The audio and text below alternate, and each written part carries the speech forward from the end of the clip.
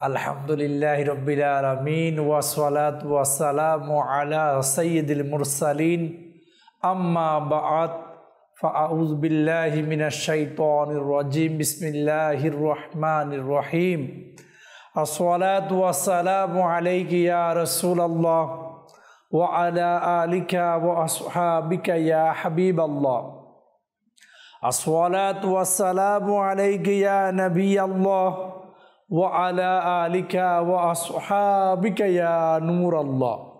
প্রিয় ইসলামী ভাইরা, আমাদের যে দর্শকবৃন্দ, হযরত ইব্রাহিম আলা নবিয়ানা ওয়া আলাইহিস সালাম ও হযরত ইসমাইল আলাইহিস সালামের জীবনী নিয়ে এই অনুষ্ঠান দেখার আমন্ত্রণ জানাচ্ছি।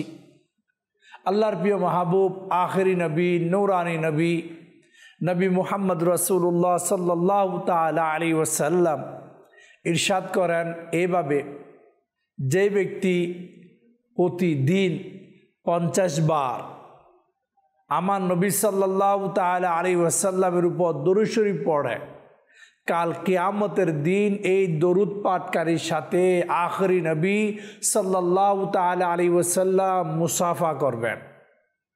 আর কিয়ামতের দিন মুসাফা করার সৌভাগ্য যে পেয়ে যাবে নূরানী নবীর সাথে, তার তো কল্যাণ আর কল্যাণ, সেই তো সৌভাগ্যবান আর সৌভাগ্যবান হয়ে যাবে। যদি আমরা কাল কিয়ামতের দিন হাসরের ময়দানে ইয়া নফসির ওই ময়দানে কেউ কারো নয়, ওই সময়ে নূরানী নবীর সাথে যদি মুসাফা করতে চাই, তাহলে এই হায়াতে জিন্দগিটাকে অমূল্য নিয়ামত মনে করে বেশি থেকে বেশি পরিমাণ দরুদ শরীফ পাঠ করি। আসুন মুহাব্বতে একবার দরুদ পড়ি। সাল্লু আলাল হাবিব সাল্লাল্লাহু তাআলা আলা মুহাম্মদ সাল্লাল্লাহু আলাইহি ওয়াসাল্লাম। হযরত ইব্রাহিম আলা নবিয়ানা ওয়া আলাইহিস সালাম এই জিলহজ মাসের 8 তারিখ রাতে একটি স্বপ্ন দেখলেন। স্বপ্নের মধ্যে কেউ বলতেছে, নিঃসন্দেহে আল্লাহ তাআলা তোমার সন্তানকে জবে করার নির্দেশ দিচ্ছে। সকাল পর্যন্ত ইব্রাহিম আলা নবিয়ানা ওয়া আলাইহিস সালাম চিন্তার মধ্যে রইলেন। এই স্বপ্ন কি আল্লাহ তাআলার পক্ষ থেকে না শয়তানের পক্ষ থেকে? চিন্তায় রত। এর কারণে জিলহজের 8 তারিখ এর নাম রাখা হয়েছে ইয়ৌমুত তারবিয়া, অর্থাৎ চিন্তা ভাবনা দিন এটাকে বলা হয়েছে। 9 তারিখ রাতে জিলহজের একই স্বপ্ন দেখলেন। সকালে চিন্তা করলেন এই নির্দেশ আল্লাহ পাকের পক্ষ থেকে। এই জন্য 9 জিলহজকে বলা হয় ইয়ৌমে আরাফা, অর্থাৎ পরিচয় লাভের দিন। 10 তারিখ রাতে পুনরায় হযরত সাইয়েদনা ইব্রাহিম আলা নবিয়ানা ওয়া আলাইহিস সালাম স্বপ্ন দেখলেন নিজের সন্তানকে আল্লাহর রাস্তায় জবে করার। তখন উনি 10 তারিখ জিলহজের সকালে পাক্কা সিদ্ধান্ত নিলেন নিজের সন্তানকে কুরবানি করে দিবেন। এই জন্য জিলহজের 10 তারিখকে বলা হয় ইয়ৌমুন নাহার, অর্থাৎ জবে করার দিন।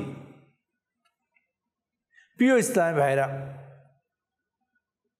মাদানী চ্যানেলের দর্শকবৃন্দ, ইব্রাহিম আলা নবিয়ানা ওয়া আলাইহিস সালামের স্বপ্নকে পূরণ করার জন্য নিজের সন্তানের সহযোগিতা চাইলেন।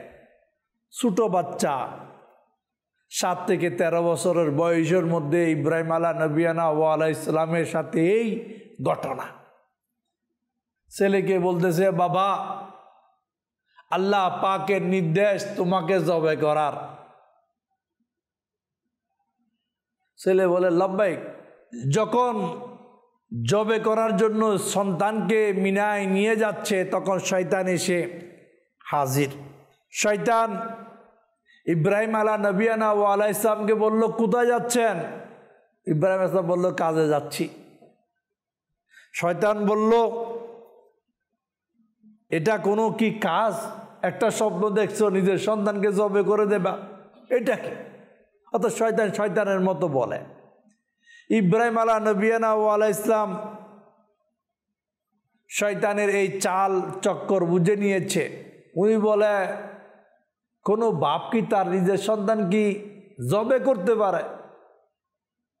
ইব্রাহিম আলা নবিয়ানা আলাইহিস সালাম এর দৃঢ়তা দেখেন, আল্লাহ পাকের হুকুমের উপর অটলতা দেখেন। শয়তান ফরস্ত হয়ে গেল, কারণ আল্লাহ পাকের নির্দেশের উপর আমি দায়েম আর কায়েম অটল থাকব। এরপর শয়তান নাকাম হয়ে যখন ফরস্ত হলো, সে গেল ইসমাইল আলা নবিয়ানা আলাইহিস সালামের আম্মাজানের কাছে, বিবি হাজারা রাদিয়াল্লাহু তাআলা আনহার কাছে। ওনাকেও বলল, ইব্রাহিম আলাইহিস সালাম আপনার সন্তানকে কোথায় নিয়ে গেল? নিজের কোনো কাজে নিয়ে গেল, এইভাবে জবাব দিল। শয়তান বলল, না, জবে করার জন্য। তখন বিবি হাজারা রাদিয়াল্লাহু তাআলা আনহা বলে, কোনো বাপ কি নিজের সন্তানকে জবে করতে পারে? শয়তান বলল, হ্যাঁ, এটার জন্য নিয়ে গিয়েছে। কারণটা কি?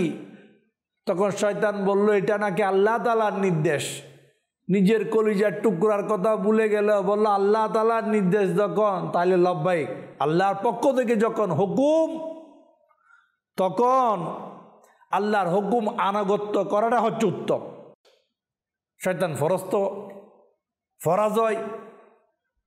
এরপর শয়তান ইসমাইল আলা নবিয়ানা আলাইহিস সালামের কাছে আসলো, ওনাকে এভাবে বলল। উনি বললেন, যখন আল্লাহ পাকের হুকুম, তখন লব্বাইক, নিজের জান দিতে আমার কোনো দ্বিধাবোধ হবে না। শয়তান ফরস্ত হয়ে চলে গেল। হজের মধ্যে শয়তানকে ফাতর মারা হয়।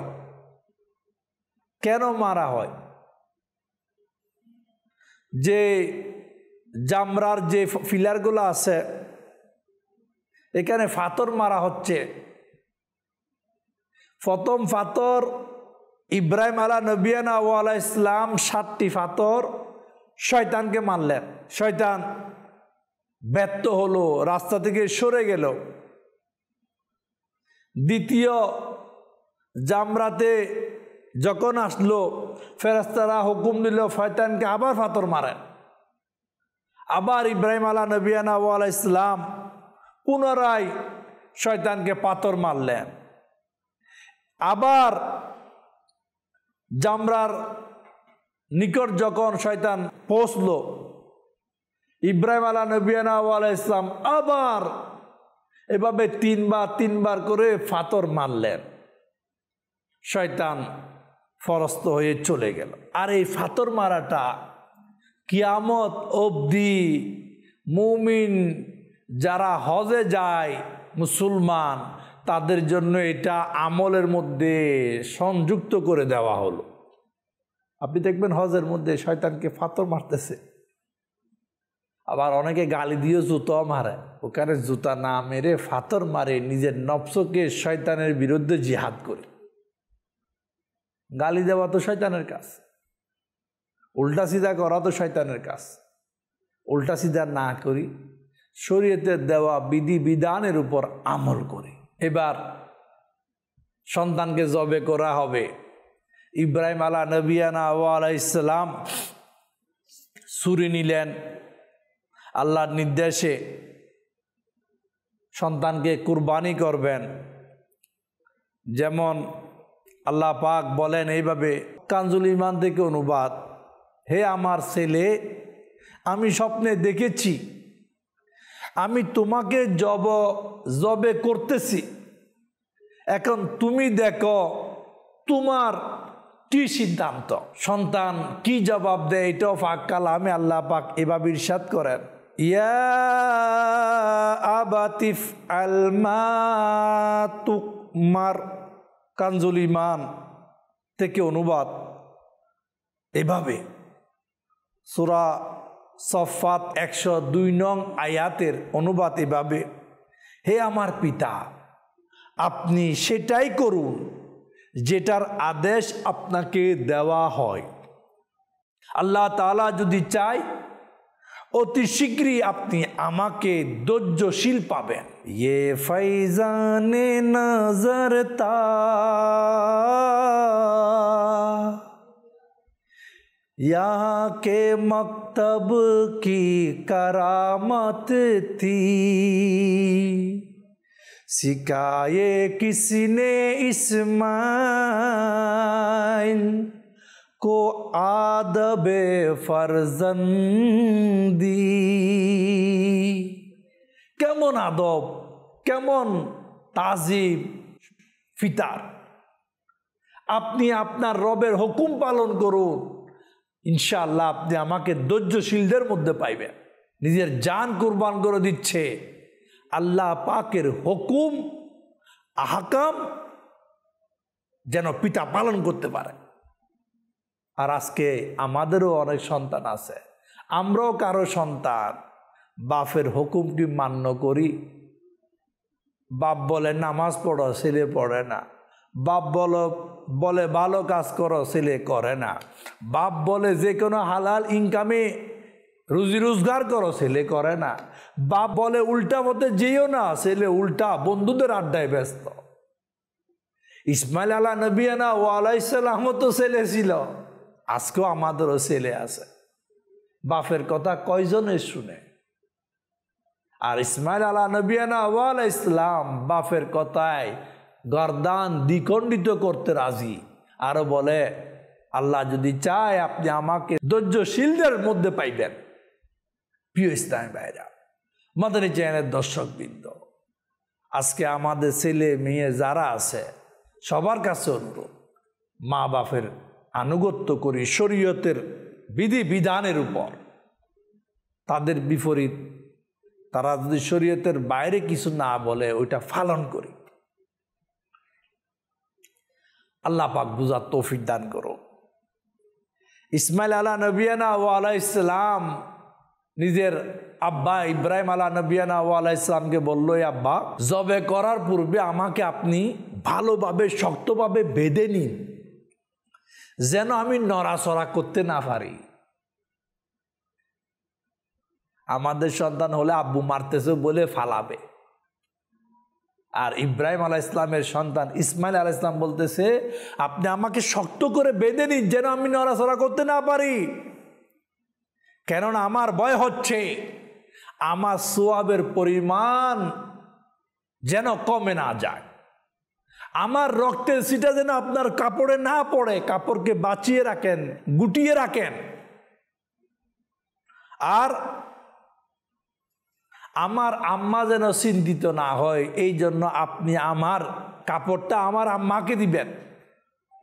আর ছুরিটাকে ভালো করে ধার করে নেন, যেন কাটতে তাড়াতাড়ি যেন আসান হয়। হযরত ইসমাইল আলাহ নবিয়ানা আলাইহিস সালাম নিজের আব্বাকে বলতেছে, আব্বা আপনি আমাকে উপুট করে দেন, যেন আমাকে জবে করার সময় যেন আপনার চেহারা যেন আমার দিকে না পড়ে। দেখেন প্রিয় ইসলামী ভাইরা, আর বললেন আব্বাজান আপনি আমার আম্মার নিকট আমার সালাম পৌঁছাবেন, আর আমার জামাটা যদি সম্ভব হয় আমার আম্মাকে দিবেন। ওনার মধ্যে ধৈর্য এসে যাবে, সবর এসে যাবে।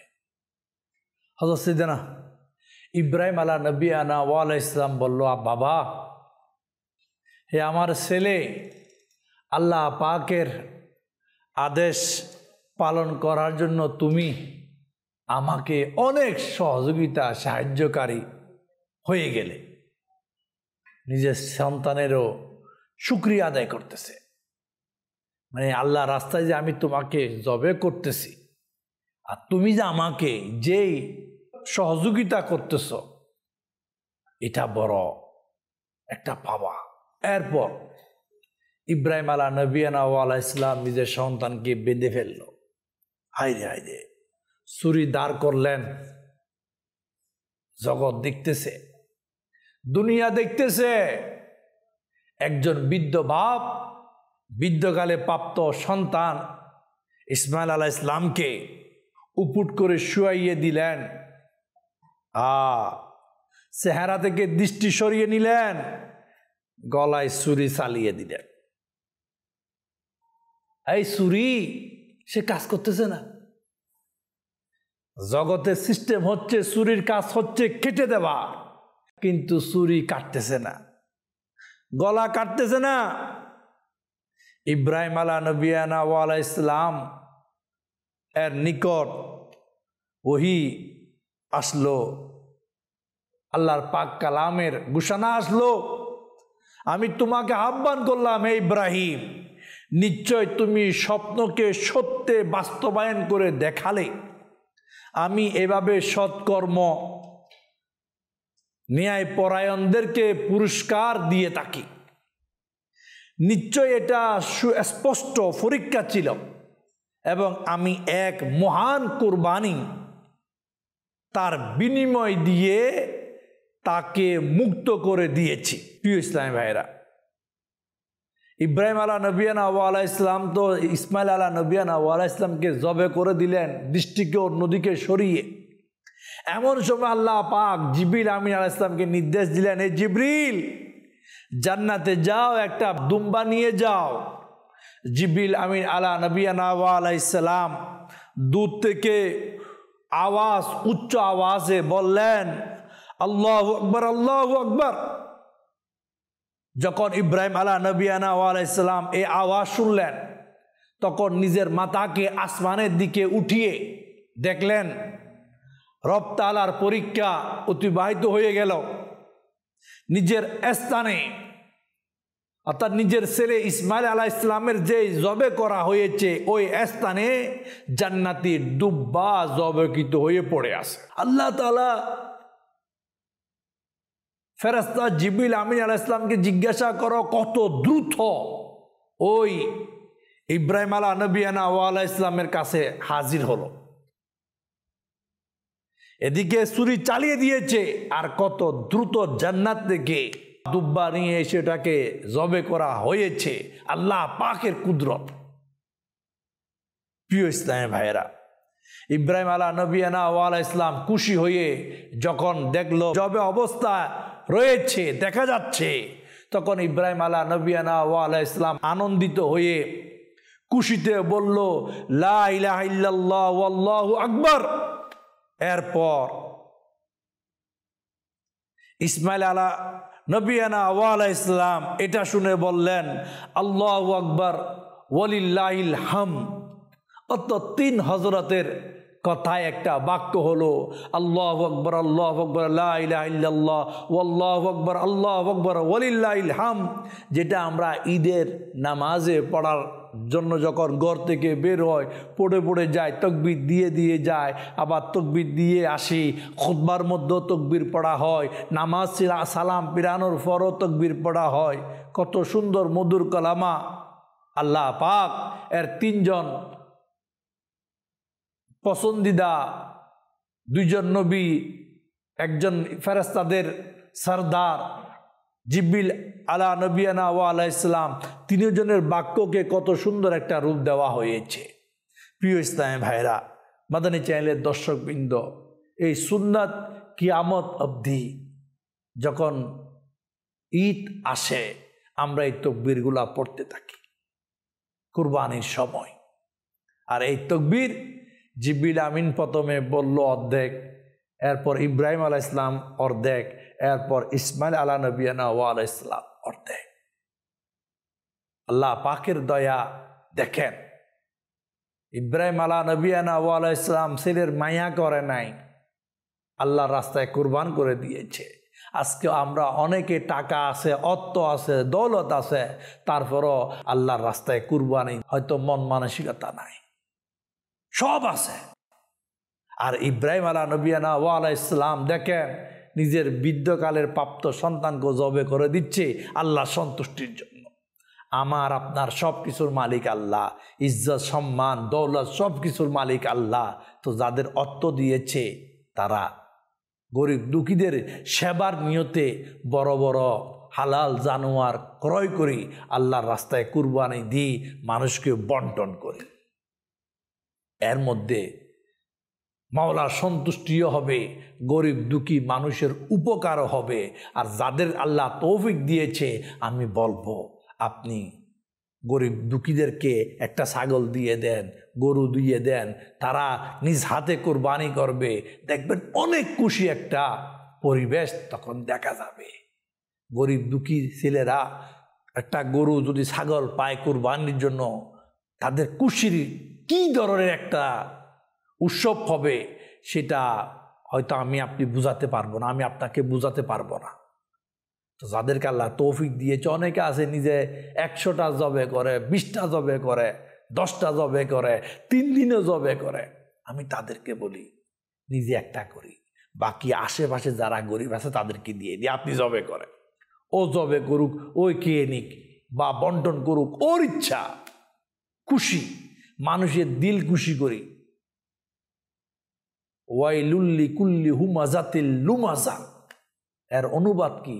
ধ্বংস ওই সব ব্যক্তিদের জন্য যারা সামনে সামনে মানুষের বদনামি করে আর পিছনে বদনামি করে, ধ্বংস।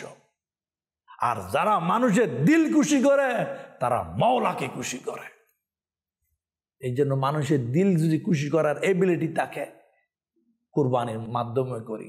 অর্থ নাই তাহলে মানুষের মুখের উপর তাকে আঘাত না করি, মুস্কি হেসেতে সুন্দরভাবে কথা বলি। কিন্তু আফসোস, আল্লাহ আমাদেরকে বুঝার তৌফিক দান করুক। অনেকে হয়তো বুঝে না, যাদের সামর্থ্য আছে, তৌফিক আছে, মানুষকে খুশি করি, আর তৌফিক নাই, মুস্কি হেসে সবার সাথে কথা বলি, কাউকে আঘাত না করি। আল্লাহ পাক যা শুনলাম এই শোনার উপর আমল করার তৌফিক দান করুন। আগামী অনুষ্ঠান দেখার আমন্ত্রণ রইল। সাল্লু আলাল হাবিব সাল্লাল্লাহু তাআলা আলা মুহাম্মদ।